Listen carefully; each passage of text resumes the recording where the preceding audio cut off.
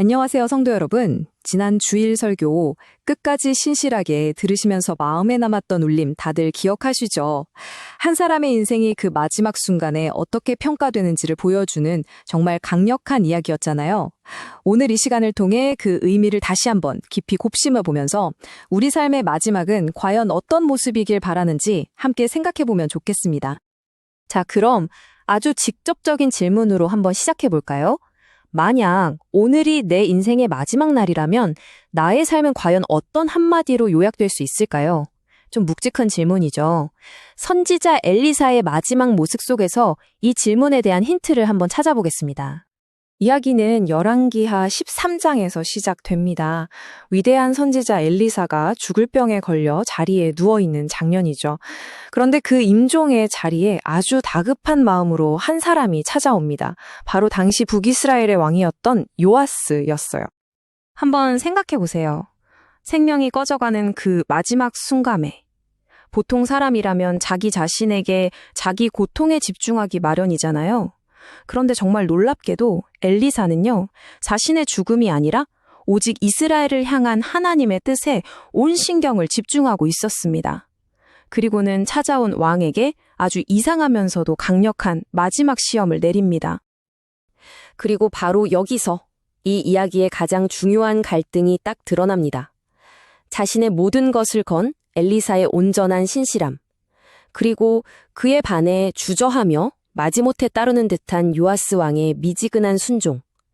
이 둘의 모습이 너무나도 극명하게 대조되죠. 엘리사의 첫 번째 명령은 이거였어요. 동쪽 창을 열고 활을 쏘십시오. 이게 그냥 심심해서 활을 쏜 게 아니었죠. 이건 여호와의 구원의 화살이었습니다. 이스라엘의 오랜 적, 아람을 하나님께서 반드시 물리치실 거라는 승리를 미리 선포하는 아주 상징적인 행동이었던 거예요. 그리고 이어서 두 번째 명령이 딱 떨어집니다. 그 화살들을 가지고 땅을 치십시오. 요아스 왕 시키는 대로 땅을 쳤습니다. 하지만 딱 세 번만 치고는 그냥 멈춰버렸어요. 바로 이 주저함, 이 미지근한 순종이 엘리사의 깊은 탄식을 자아내게 됩니다. 이게 바로 엘리사가 남긴 마지막 말이자 마지막 예언이었습니다. 여러분, 이건 그냥 왜 내 말 안 들어? 하는 식의 분노가 아니었어요. 하나님의 온전한 승리를 향한 갈망 없이 그냥 형식적으로만 순종하는 그 왕의 태도 때문에 이스라엘이 결국 놓쳐버릴 더 큰 승리를 내다본 선지자의 깊은 안타까움, 슬픔이었던 거죠. 보세요. 이 두 사람의 차이가 모든 걸 말해주고 있잖아요. 죽음 앞에서도 하나님의 사명에 집중했던 엘리사와 3번이면 됐지 하고 만족해버린 요아스.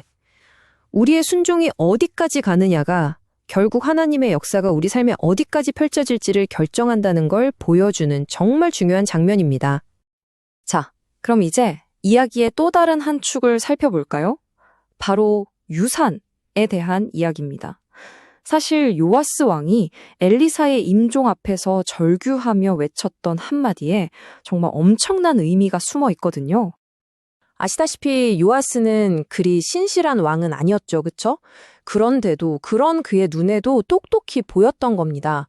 이 나라 이스라엘을 진짜로 지키는 힘이 저기 있는 수많은 병거나 마병 같은 군사력이 아니라 바로 지금 눈앞에서 죽어가는 이 한 사람의 영적인 능력, 그와 함께 하시는 하나님이라는 사실을 말이에요. 그런데 여기서 정말 소름 돋는 정말 놀라운 연결고리가 하나 등장합니다. 수십 년 전 자기 스승의 엘리야가 하늘로 올라가는 것을 보면서 엘리사가 외쳤던 고백이 바로 내 아버지여 이스라엘의 병거와 마병이여 였거든요. 바로 그 고백을 이제 자신의 임종 자리에서 요아스 왕에게 똑같이 듣고 있는 겁니다. 평생 스승의 길을 따르고자 했던 그의 삶이 마침내 완성되었다고 인정받는 정말 감격적인 순간 아니었을까요? 자, 이렇게 엘리사는 죽음을 맞이합니다. 이야기가 여기서 끝나도 참 좋을 것 같은데 성경은 좀 독특한, 어찌 보면 약간 기이하기까지 한 에피소드를 하나 더 붙여놓습니다. 바로 그의 뼈와 관련된 기적 이야기인데요. 이 기적이야말로 신실한 삶의 영향력이 죽음 넘어 어디까지 미치는지를 보여주는 강력한 증거가 됩니다. 사건은 이렇습니다. 엘리사가 죽고 묻힌 지 시간이 좀 흘렀어요. 어떤 사람의 장례 행렬이 길을 가고 있는데 갑자기 모압 도적대가 쳐들어온 겁니다. 너무 다급하니까 사람들이 어떻게 했겠어. 마침 근처에 있던 엘리사의 무덤에 그 시신을 그냥 휙 던져 넣은 거죠. 그런데 바로 그 순간 죽었던 시체가 엘리사의 뼈에 닿자마자 다시 살아나 제 발로 일어서는 정말 믿을 수 없는 일이 벌어집니다. 이 기적이 말하려는 핵심이 뭘까요? 엘리사 뼈에 무슨 마법 같은 능력이 있다는 걸까요? 절대 아니죠. 핵심은 바로 이것입니다. 하나님의 사람은 죽을 수 있지만 그 사람을 통해 시작된 하나님의 역사는 결코 멈추지 않는다.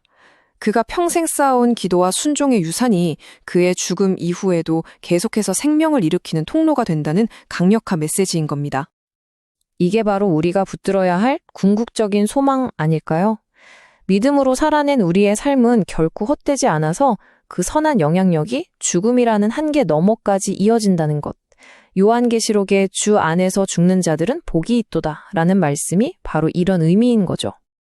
자, 이제 이 모든 이야기를 가슴에 품고 시선을 우리 자신에게로 한번 돌려볼 시간입니다. 이 엘리사의 마지막 이야기가 오늘을 살아가는 나에게는 과연 어떤 질문을 던지고 있을까요? 우리 한번 스스로에게 솔직하게 물어봤으면 좋겠어요. 내 안에는 혹시 요아스와 같은 모습은 없을까? 하나님 말씀에 순종하는 척은 하는데 열정 없이 적당히 3번만 치고 멈춰버리는 그런 미지근한 영역 말이에요. 그리고 이 질문은 자연스럽게 나는 과연 무엇을 남길 것인가 라는 유산의 문제로 이어지죠. 내가 오늘 드리는 이 기도와 순종이 훗날 내가 이 땅에 없어진 후에도 우리 다음 세대에게 생명을 주는 그런 씨앗이 될 수 있을까요? 결국 우리는 처음에 던졌던 그 질문으로 다시 돌아오게 되네요. 이 모든 이야기를 마음에 품고 다시 한번 진지하게 생각해 봅시다. 내 인생의 마지막 순간, 사람들이 그리고 무엇보다 하나님께서 나의 삶을 단 한마디로 평가하신다면 그것이 무엇이기를 바라시나요? 결국 우리가 추구해야 할 삶의 모습, 그 마지막 평가, 그건 아마 이 한마디가 아닐까 싶습니다. 바로 끝까지 신실하게. 어떤 대단한 성공이나 업적이 아니라 내 마지막 숨을 거두는 그 순간까지 하나님 앞에서 충성된 사람으로 살아내는 것.